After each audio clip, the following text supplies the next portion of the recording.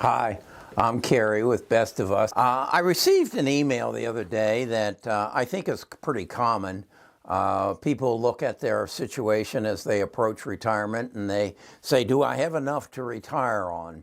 And that's what a financial advisor is designed to do or instructed to do, is to help you make that decision.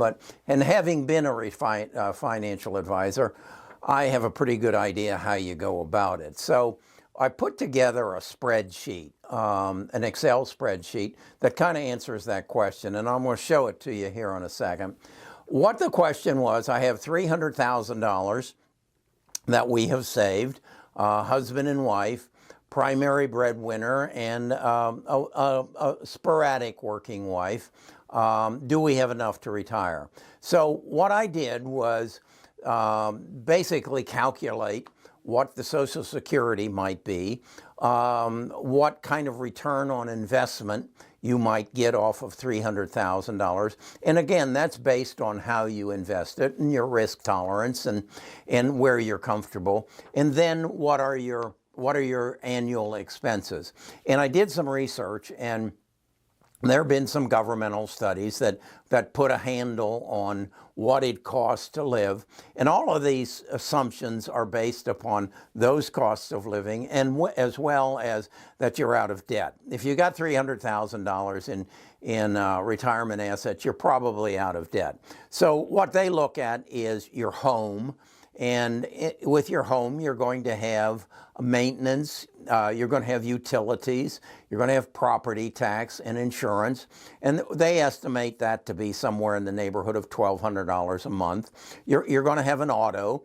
Even if it's paid off, you're going to have to put fuel in it. You're going to have to maintain it. Actually, they estimate a $700 a month. That would tell me you've got an auto payment as well. Food, they give you a price of about $525 a month. For a retired couple, that's probably pretty accurate. Entertainment, $200 a month. That's not eating out a lot, but that is paying for your cable and your movie streaming, and maybe going out to a restaurant once in a while, not often, and then also then for health care. And they're giving a figure of that the average retiree spends $550 a month on health care. And I think that's probably pretty close. So what I did was I created a spreadsheet, an Excel spreadsheet, that I could plug these numbers into and come back and say, okay, if that's my income, and what I said, I had two different scenarios. One where you got a 4% return on your $300,000. That would be basically a bond portfolio and possibly some dividend stocks. That's not a very good rate of return. And then I did it in another category and said an 8% return. That would be the S&P 500, and you're investing in some growth. You probably need to hold some cash on the side because the market is volatile at times, but again, an 8% return. And then on that scenario, I also threw in a part-time job. I honestly believe that anybody who retires needs to be involved in some way, such as this is my part-time job. And so in that scenario, I added another $1,000 a month. So what I want to do then is show you this spreadsheet and how it works, and then I'm going to do something a little different, and that is say not 300,000, but what if it's 200,000, and what if it's 100,000? What is the scenario if we stay with these expenses? And I need to again emphasize this is based on the fact that you're out of debt. You do not have a mortgage. Now that may be achieved in a number of ways. You may live in a larger house and you may sell it and downsize and then take the proceeds, the gains that you made off of your house, and buy a smaller home, probably a one floor living, and then be out of debt. So either way, that's kind of the way this is going to work, and I'm going to show you. And again, if you don't know how to use an Excel spreadsheet, it's a wonderful tool, and you can ask Google questions as to how do I do this and that, because the calculation I'll show you is what is called a future value calculation, and you just got to plug numbers in, and it does all the work for you. So let's take a look at the spreadsheet. Okay, this is the Excel spreadsheet I was talking to you about. And let me give you kind of an overview of how it works. Here I plugged in the $300,000. This is the retirement savings, and that's what we base everything on. I've estimated your Social Security between you and your spouse to be $3,000 a month. That's a pretty conservative estimate.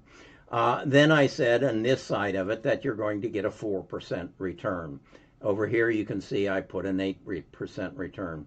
And then the other variable that I put in was that you had a part-time income of $1,000. But then I kept the expenses the same. As I said, your home is $1,200 a month. That's your utilities, your maintenance, your upkeep of your home, your property taxes, and your insurance. On your auto, $700 a month. As I said, that looks like, these are government numbers, that looks like a car payment. You aren't going to spend $700 on gas and maintenance and insurance. I don't believe, not a month.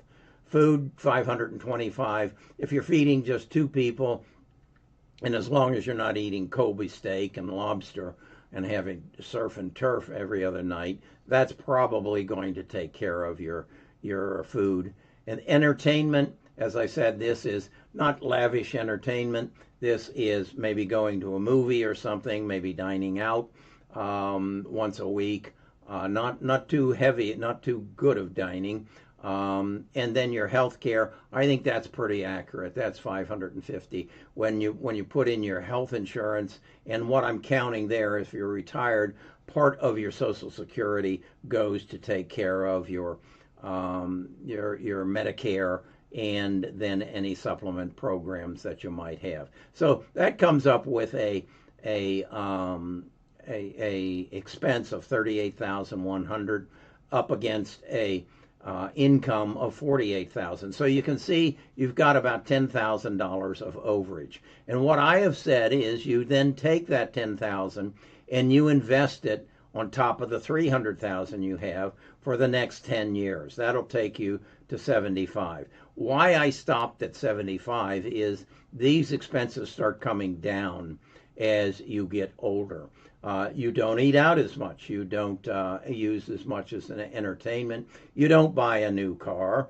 And so these expenses come down. You've probably downsized your home as well.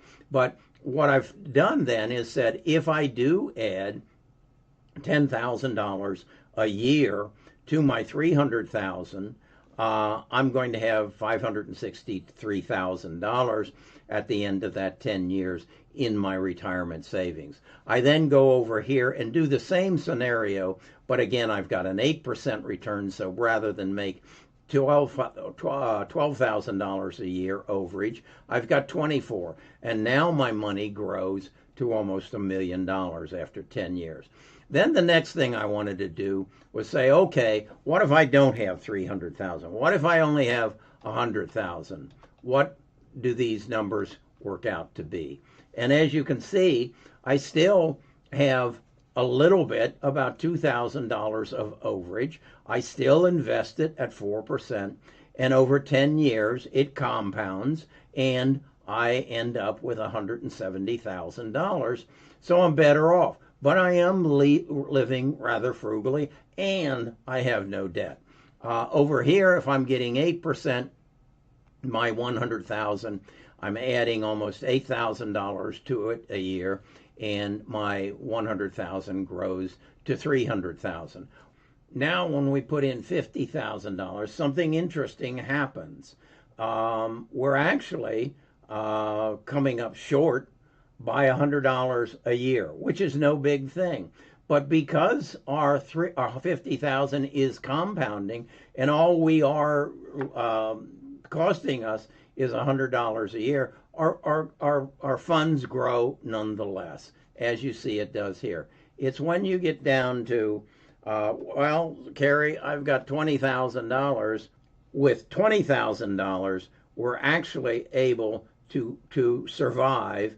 We're overspending our investments by $1,300 a year we're taking out, but still after 10 years we have 13,900. As you can see over here, though, we're much better off with $20,000 worth of savings, and we're doing a part-time job, and we're making 8%. We've actually grown our nest egg. So the key is living within your means and having something retired or something saved for retirement and not having debt. So as you can see, $300,000 in a conservative lifestyle, you can do quite well. In fact, you can end up with more than your $300,000. When you get down to $100,000, now it's a little iffy, and you're not going to be going on cruises and elaborate vacations in the future. But I think the question that most people ask is, how much do I need to retire? You can go to a financial advisor. They can plug those numbers in, or you can learn to use an Excel spreadsheet.